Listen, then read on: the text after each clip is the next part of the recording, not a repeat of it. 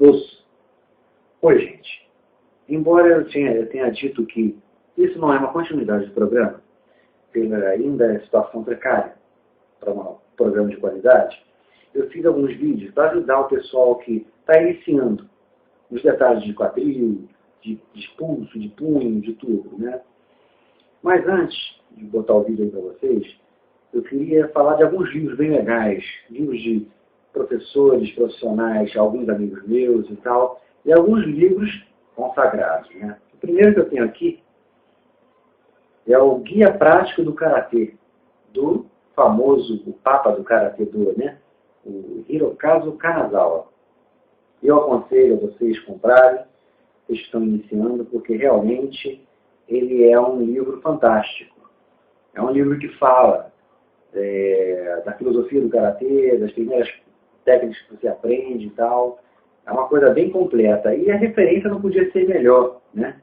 O mestre Hirokazu Kanazawa é fantástico. É, para nós, um papa, né? do Karatê-do. Ele tem experiência em Goju Ryu também, né? Judô, Tai Chi Chuan e etc. Um livro que até eu li há pouco tempo atrás e fala do Ki, né? Da energia Ki. Ele é um sensei famoso também de Karatê-do, lá fora. Ele pratica Karatê e outras artes marciais, né? É o mestre Kenji Tokitsu. Esse livro, ele aborda o Ki de uma maneira muito legal. Ele fala de conceitos assim, da visão japonesa sobre o Ki, das dificuldades, até da transmissão, né? Da dificuldade de transmissão para nós ocidentais. É um livro muito legal, vale muito a pena. Muito a pena. Outro livro que eu tenho aqui bem legal, que quem pratica Karatê-do tradicional conhece, não tem como não conhecer, né? Que é o Karatê-do, o meu modo de vida, do mestre Kishin Funakoshi. Ele mesmo que escreveu o livro na época e tal, e fizeram, né? A editora, né? Foi fazendo e tudo, com o tempo, mas as palavras são dele mesmo. Vale muito a pena esse livro, porque tem a história do Karatê, ele comenta do mestre Asato, mestre Toso, todos eles, são aquelas lendas de Okinawa. Muito bom, muito boas passagens, né?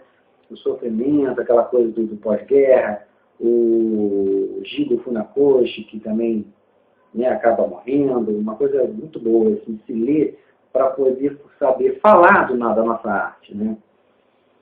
Outro livro bom que eu tenho aqui, que é um dos primeiros livros que eu vi na época que eu nem praticava Karatê ainda, nem estudava, né? E é um livro que passa bastante detalhes também da técnica, assim como o que eu já mostrei aqui do mestre Kanazawa. E acho que, se eu não me engano, são 10 ou 11 volumes.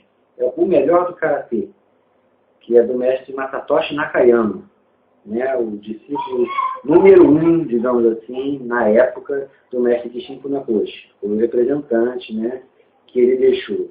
Muito bom também esse livro, tem umas passagens maravilhosas, assim, de técnicas, né, de comitê e tal. E cada um melhor que o outro dentro dessa série, muito legal.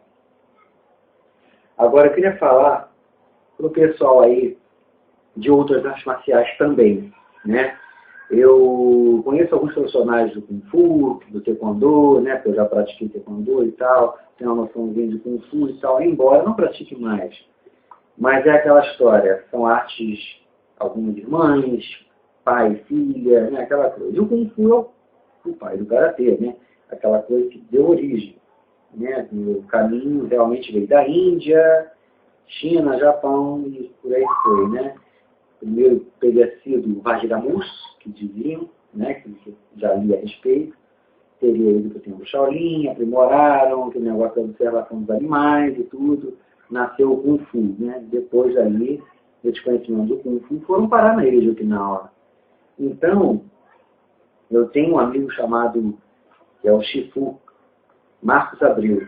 Ele é um paulista, né, radicado lá na Bahia, e ele há um tempo atrás, eu acho que ele está até atualmente elaborando outro livro, e há um tempo atrás, ele fez esse livro aqui.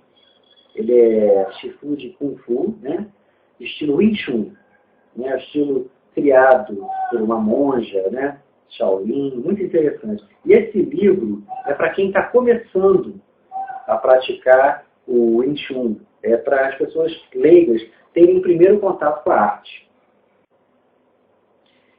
E é aquela história.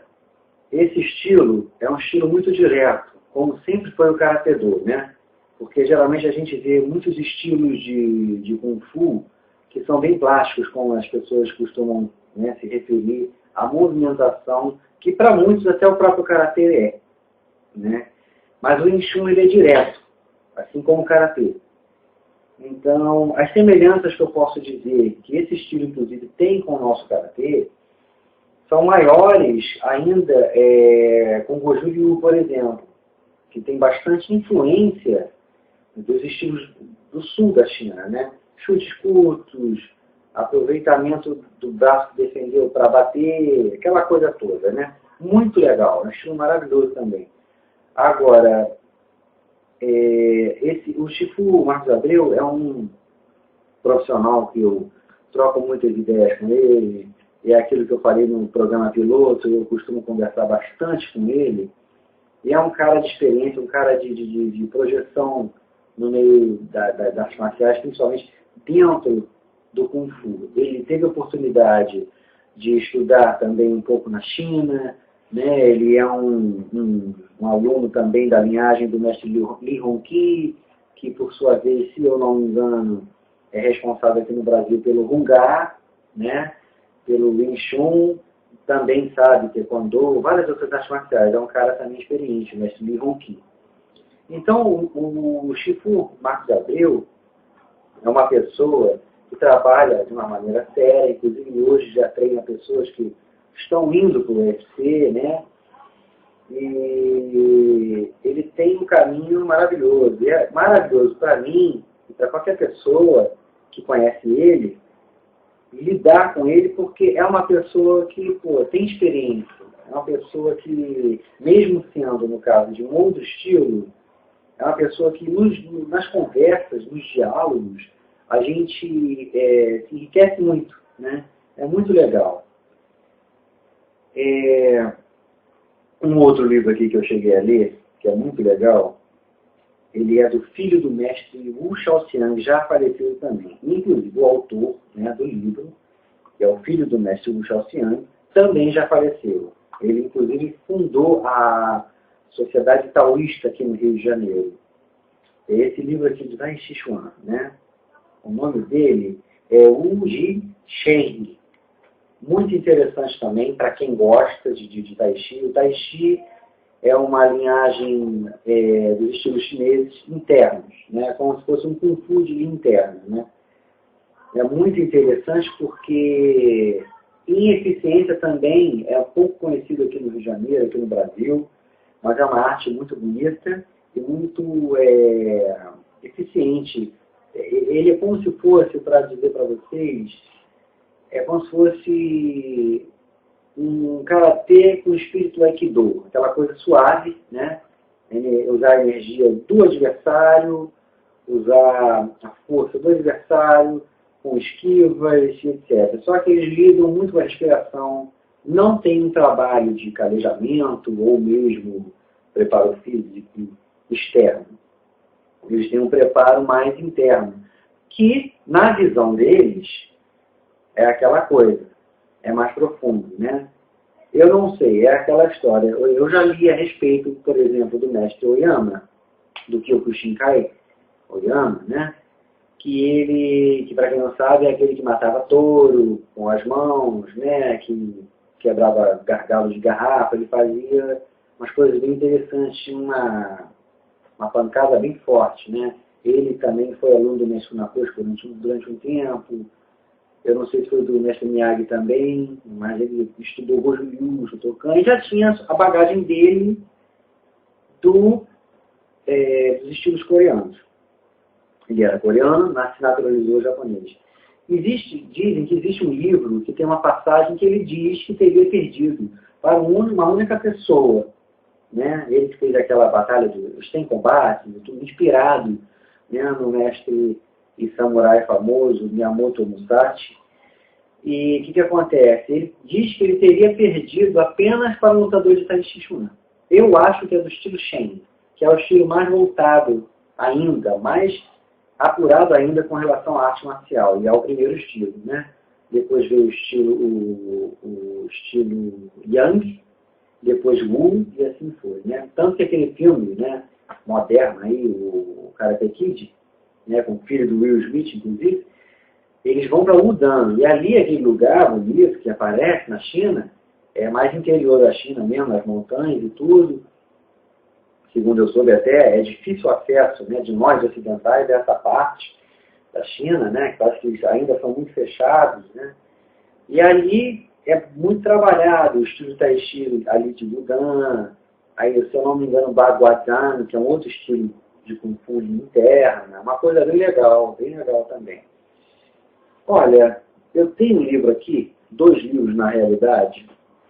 Ele é volume 1 e volume 2, de um profissional do Taekwondo, que também chegou a me dar aula, foi meu professor por curto período, e eu poderia dizer para vocês que nessa área de Taekwondo, ele é uma grande expressão, ele é um grande nome aqui no Rio de Janeiro, né? Taekwondo também sofre a politicagem, né? As panelinhas, como todas as outras artes marciais, né? Como também sofre a esportização. Mas esse livro é de um profissional chamado Roberto Cardia. Ele realmente é um cara de experiência, um cara de visão, é um cara que aprendeu Taekwondo, arte marcial mesmo, não só de competição, né? Ele é aluno da linhagem do Mestre Kim, se eu não me engano. E o livro dele é muito legal porque ele não só aborda o Taekwondo, obviamente, como a cultura coreana, né? Cultura geral de história. É uma coisa muito legal, muito completa, entendeu? Esse é o volume 1. Vale muito a pena ler, comprar, porque ele acrescenta. E qualquer coisa, vocês me mandem e-mails, que eu entro em contato com ele para vocês adquirirem o livro. É muito bom mesmo. E eu acredito que venham mais livros depois. Esse é o volume 2. Muito bom, entendeu? O Roberto Cardia é um homem muito culto, né? Um cara que realmente acrescenta até na convivência. Eu convivi pouco com ele porque eu treinei pouco, mas foi suficiente. Na época, inclusive, eu conheci ele, né? E treinei a primeira vez com ele. Eu conheci ele na Estácio, né? Na faculdade, na Universidade Estácio, né? Lá no Estácio mesmo, né? No Rio Comprido, lá, né? E deu um curso lá e tal. Eu achei muito proveitoso o curso, foi um dos caras que realmente acrescentou. Futuramente até vou entrevistar no programa um outro professor meu também de Taekwondo, o Felipe, muito bom. Mas vale aí as dicas, né? Valem as dicas de livros de artes marciais.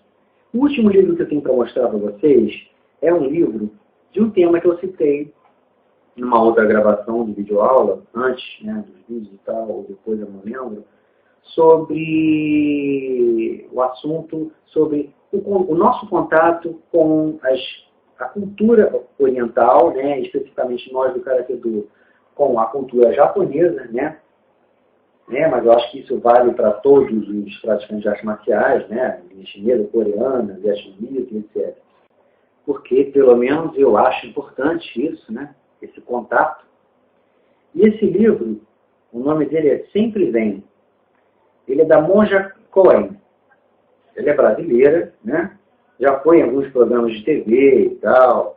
Ela fala muito bem, explica muito bem o budismo, com aquela simplicidade de monge, aquela coisa bonita. E eu acho que para um primeiro contato nosso, né, com relação a essa filosofia e religião japonesa, que tem muito a ver com o nosso Karatê-Do, com as artes marciais japonesas, eu acho que através de uma pessoa que está lá dentro desse movimento japonês, brasileira, eu acho que facilita. Então, a linguagem da monja é muito legal, muito clara, é um livro que vale a pena. É o Sempre Vem, muito bom, muito legal mesmo. Bom, gente, agora vamos dar uma olhada nos vídeos, né? Para o pessoal aí que ou está iniciando, ou o pessoal que já conhece o Karatê, vai gostar, né? podem criticar também tudo. E qualquer dúvida sobre os livros, é só mandar um e-mail, né, para o karatedo@globo.com. Vamos lá.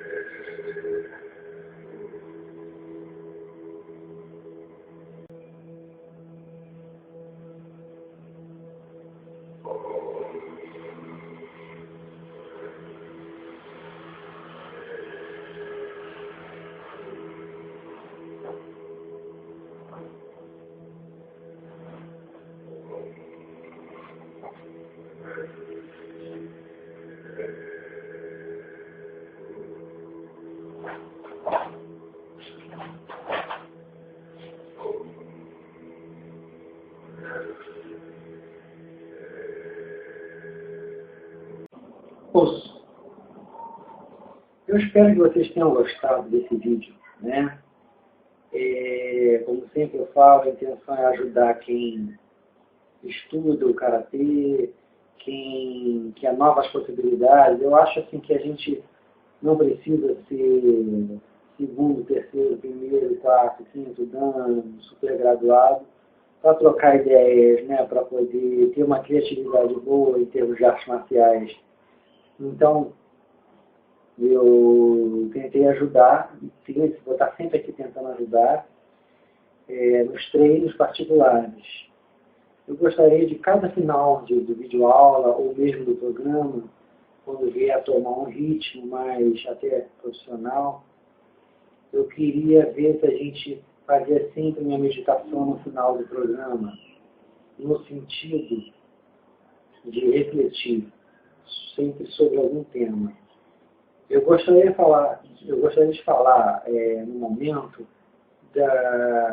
de um dos 20 princípios da nossa arte, que é conter o espírito de agressão, né? É importante lembrar que muitas vezes na vida a gente tem que segurar a onda, né? Porque a realidade é muito diferente dos filmes, a realidade é muito diferente e difícil da parte filosófica. Mas mesmo assim, a gente, assim como uma religião, tem que pegar aquilo e colocar na prática, senão fica uma coisa da boca para fora. Então, eu penso que a gente deve respirar fundo antes de agredir verbalmente alguém, ou respirar fundo para evitar qualquer tipo de conflito. O físico nem pensar. O físico, em última das últimas circunstâncias, você vai ter que, lamentavelmente, entrar em ação. É interessante ressaltar o seguinte: muita gente procura as artes marciais procurando adestrar aquela violência que possui.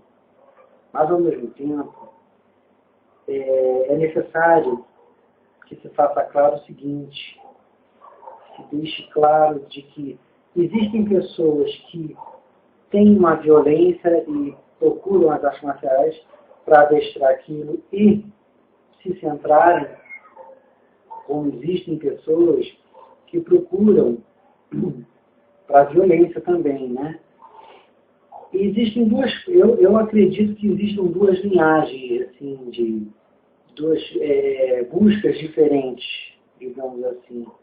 Existe aquele cara que gosta de lutar, sabe? Aquela pessoa que gosta de lutar, que não é violento em termos de ser mal, de bater as pessoas na rua, mas é uma pessoa que gosta daquela adrenalina, aquela situação e tudo.